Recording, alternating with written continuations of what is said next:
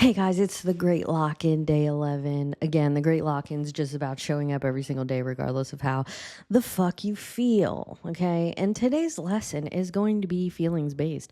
Although your feelings are important, they do not change reality.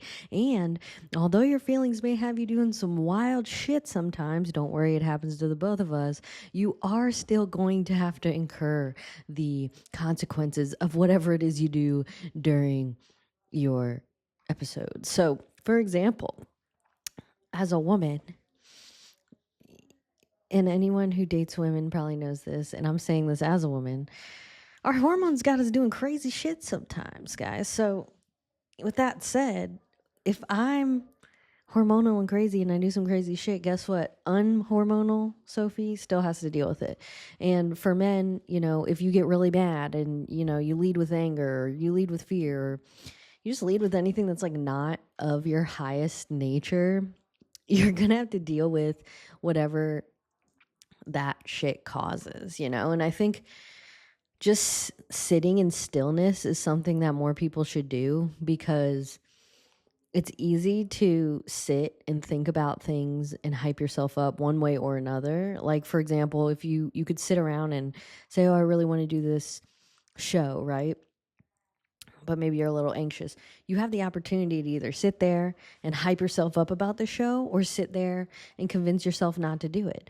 And I think that, the more apparent it is that we choose our thoughts, the easier life in general gets, because you can have a thought and say, oh shit, like that's not even mine. Like, where's that coming from?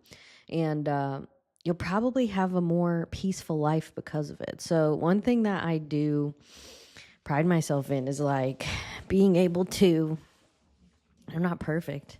Sometimes I don't do this, but not just immediately react to shit, and taking a position of a higher viewpoint of situations and zoom out a little bit. Because if I zoomed in on a lot of stuff and freaked out all the time, I wouldn't have anybody around me.